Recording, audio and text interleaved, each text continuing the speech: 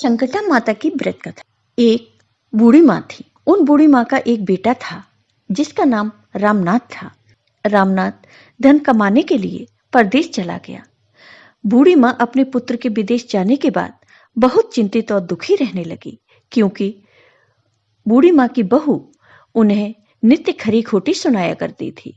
इसलिए बूढ़ी माँ प्रतिदिन चिंतित और उदास रहती और घर के बाहर स्थित कुएं पर बैठकर रोया करती थी। बूढ़ी माँ का यह क्रम रोज चलता रहा। एक दिन कुएं में से दिए की माँ नामक एक स्त्री निकली और उसने बूढ़ी माँ से पूछा, बूढ़ी माँ, तुम इस तरह बैठकर क्यों रोती हो? तुम्हें किस बात का कष्ट है? तुम मुझे अपना दुख बताओ, मैं तुम्हारे दुख दूर करने का प्रयत्न करूंगी। बूढ़ी माँ ने उन स्त्री का प्रश्न सुनकर कोई भी जवाब नहीं दिया और रोती ही रही। दिए की माँ बार बार एक ही प्रश्न दोहराई जा रही थी। वह बूढ़ी माँ इस बात से झुंझुला थी। उन बूढ़ी माँ ने दिए की माँ से कहा, तुम मुझसे बार बार ऐसा क्यों पूछ रही हो? क्या सचमुच ही तुम मेरा दुख जानकर उसे दूर कर दोगी? बूढ़ी माँ की बात सुनकर दिए की माँ ने उत्तर दिया, मैं अवश्य ही तुम्हारे कष्टों को दूर करने का प्रयत्न करूंगी। बूढ़ी माँ ने दिए की माँ का ऐसा आश्वासन पाकर कहा, मेरा बेटा कमाने के लिए परदेश चला गया है। उसके पीछे मेरी बहू मुझे बहुत बुरा भला कहती है, मुझे बहुत परेशान करती है। यही मेरे दुख का कारण है। बूढ़ी माँ की बात सुनकर दिए की माँ ने कहा, यहाँ के वन में संकटा माता रहती हैं।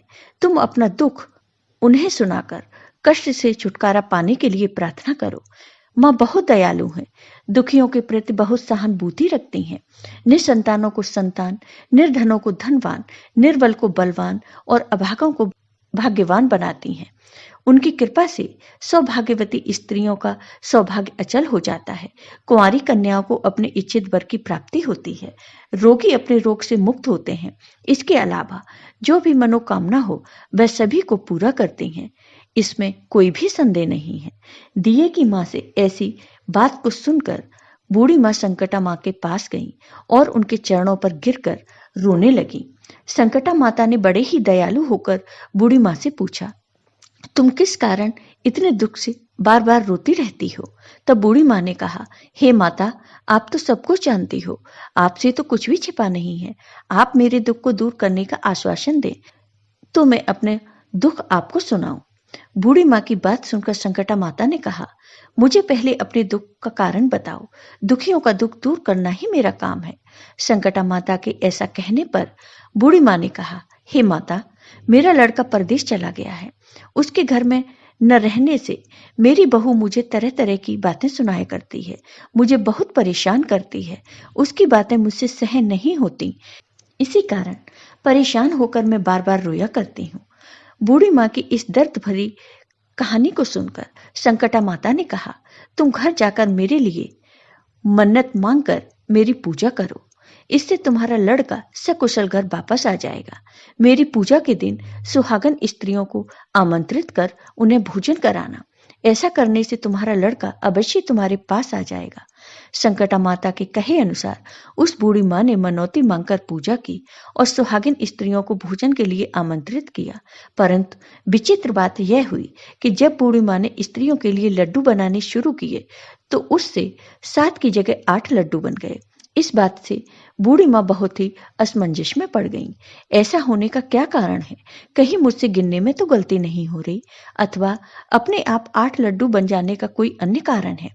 उसी समय संकटा माता एक वृद्ध स्त्री के रूप में बूढ़ी माँ के सामने प्रकट हुई और बूढ़ी माँ से पूछा, क्यों आज क्यों बहन, आज तुम्हारे यहाँ कोई उत्सव है क्या?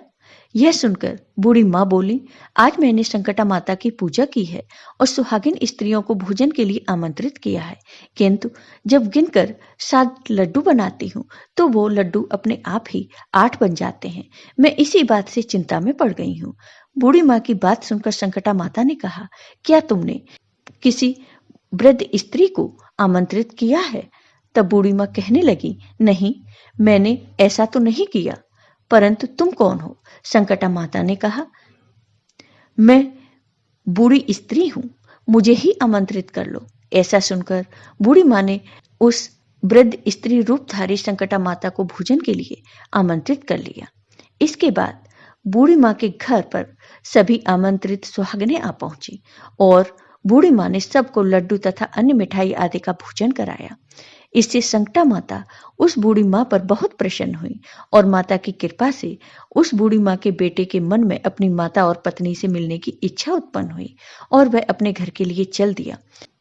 कुछ दिन बीतने के बाद वह बूढ़ी माँ संकटा माता की पूजा कर सुहागिनों को भोजन करा रही थी कि किसी ने उनके लड़के के आने की सूचना दी, लेकिन बूढ़ी माँ अपने काम में लगी रही। उन्होंने कहा, लड़के को बैठने दो, मैं सुहागिनों को जिमा कर अभी आती हूँ। लेकिन लड़के की बहू ने पति के आने का समाचार सुना।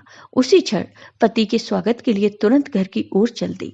लड़के ने अपनी पत्नी को देखकर मन में सोचा, मेरी स्त्री मेरे प्रति कितना प्रेम रखती है, जो खबर पाते ही मुझसे मिलने आ गई। परंतु मेरी माँ को मुझ पर जरा भी प्रेम नहीं है। मेरे आने की खबर पाकर भी माँ मुझसे मिलने नहीं आई। जब पूजा का काम समाप्त हो गया, सभी सुहागिनें भोजन करके अपने अपने घर को लौट गईं। तब बूढ़ी माँ अपने बेटे से मिलने के लिए उसके पास पहुंची। माँ के आने पर लड़के ने पूछा, माँ अब तक कहाँ थीं? तब माँ ने कहा, बेटा मैंने तुम्हारी कुशलता के लिए संकटा माता से मनौती मांग रखी थी, उसी को पूरा करने के लिए सुहागिनें जिमा रही थी। संकटा माता की कृपा से उसका मन अपनी पत्नी से हट गया। उसने माँ से कहा, माँ या तो मैं यहाँ रहूंगा या यह रहेगी। बूढ़ी माँ ने कहा, बेटा तुम्हें मैंने बड़ी कठिन तपस्या से पाया है, इसलिए तुम्हें छोड़ नहीं सकती। इसलिए चाहे बहू का त्याग भी करना पड़े, मैं कर सकती हूँ। अतः लड़के ने अपनी स्त्री को घर से निकाल दिया। घर से निकलकर वह बाहर आई तो बहुत दुखी मन से एक पीपल के पेड़ के नीचे बैठकर रोने लगी। एक राजा उधर से जा रहा था। उसे रोता हुआ देखकर राजा रुका और पूछा, तुम क्यों रो रही हो? तब उसने अपनी सारी व्यथा राजा को कह सुनाई। राजा ने कहा, आज से तुम मेरी धर्म की बहन हो, इसलिए रो मत। मैं तुम्हारे सभी कष्टों को दूर करने का प्रयास करूंगा। यह कहकर राजा उस स्त्री को अपने महल में लेकर आ गए। महल जाकर राजा ने रानी को सारी कथा सुनाई और रानी को कहा, देखो आज से यह मेरी धर्म की बहन है, इसी महल में रहेगी और इसको किसी भी प्रकार का कष्ट नहीं होना चाहिए।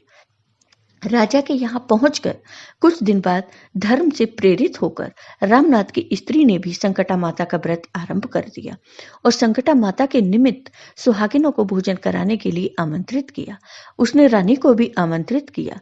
जब सभी सुहागिनें लड्डू खाने लगी तो रानी ने कहा, मुझे तो रबड़ी मलाई और स्वादिष्ट मिष्ठान ही हजम होते हैं, यह पत्थर समान लड्डू कैसे हजम होंगे? ऐसी अवहेलनापूर्ण बातें कहकर रानी ने लड्डू खाने से मना कर दिया। कुछ समय बाद संकटा माता की कृपा से रामनाथ अपनी पत्नी को खोजते हुए राजा के महल में आया। वहां आकर अपनी पत्नी को संकटा माता की पूजा करते हुए देखा तो संकटा माता को हाथ जोड़कर प्रणाम किया और अपनी पत्नी से कहा, प्रिय मेरे अपराध को क्षमा करो। पत्नी ने कहा, नाथ यह सब प्रारब्ध से ही होता है, इसमें आपका कोई दोष नहीं है। आप मेरे ईश्वर रूपी हो, मेरे ही अपराध को क्षमा करें। यह कहकर दोनों ने विधि पूर्वक संकटा माता की व्रत कथा सुनी, संकटा माता की पूजा की। पूजा को समाप्त कर सुहागिनों को जिमा कर दोनों पति पत्नी अपने घर की ओर प्रस्थान के लिए तैयार हुए। जाते समय रामनाथ की स्त्री ने राजा रानी से कहा, जब मुझ पर दुख पड़ा था तो आप लोगों ने धर्म बहन बनाकर मुझे आश्रय दिया। यदि आपको किसी भी तरह की सहायता की आवश्यकता हो तो मेरी कुटिया में निसंकोच चले आना। ऐसा कहकर दोनों पति पत्नी अपने घर चले गए। संकटा माता के प्रसाद का निरादर करने के कारण रानी पर भारी संकट आ गया। रामनाथ की बहू के जाते ही उनका राजपाट नष्ट हो गया। ऐसी विपत्ति में पड़कर रानी ने राजा से कहा, न मालूम वह तुम्हारी धर्म की बहन कैसी थी, उसके यहाँ से जाते ही सब कुछ नष्ट हो गया। रानी ने राजा से कहा, जाते समय वह कह गई थी कि जब मेरे पर कष्ट पड़ा था तब मैं तुम्हारे यहाँ आई और तुम्हारे ऊपर कोई भी कष्ट पड़े तो तुम मेरे घर चले आना, इसलिए हम दोनों को उसके यहाँ ही चलना चाहिए। ऐसा विचार कर राजा रानी दोनों ही अपनी धर्म बहन के घर गए। वहां जाकर रानी ने कहा, बहन तुम्हारे जाते ही ऐसा क्यों हो गया? हमारी सारी संपत्ति नष्ट हो गई, हम लोग बहुत परेशानी में पड़े हुए हैं। रानी की बात सुनकर रामनाथ की पत्नी ने कहा, बहन मैं तो कुछ नहीं जानती, मेरी तो सब करता धरता संकटा माता है, इसके अतिरिक्त कोई दूसरा नहीं। इसलिए मेरी राय में तुम्हें संकटा माता से अपनी भूलों के लिए क्षमा मांगनी चाहिए। उन्हीं की मान मनौती से तुम्हारा काम बन जाएगा। तुम्हारे सारे बिगड़े काम अपने आप सुधर जाएंगे। रामनाथ की पत्नी की बातें सुनकर रानी ने श्रद्धा पूर्वक संकटा माता का व्रत किया और सुहागिनों को जिमा कर अनजाने में हुई अपनी सब भूलों के लिए संकटा माता से बार बार क्षमा मांगी। रानी के ऐसा करते ही संकटा माता प्रसन्न हो गई और रात में रानी को स्वप्न में कहा कि तुम दोनों पति पत्नी अपने महल को चले जाओ। वहां जाकर मेरी पूजा करना, मेरे निमित्त सुहागिनों को जिमाना। ऐसा करने से तुम्हारा गया हुआ राजपाट तुम्हें दोबारा वापस मिल जाएगा। सुबह होते ही रानी ने अपने स्वप्न की बात राजा को बताई। रानी की बात सुनते ही राजा उसी क्षण रानी को साथ लेकर अपने महल की ओर चल दिए। महल में आने के बाद राजा रानी ने संकटा माता के कहे अनुसार पूर्ण भक्ति भाव से संकटा माता की पूजा की और सुहागिनों को भोजन कराया। ऐसा करने से उनका बिगड़ा हुआ सारा समय सुधर गया और सारा राज्यपाट उन्हें वापस मिल गया और वह पहले की तरह राज्य भोगने लगे।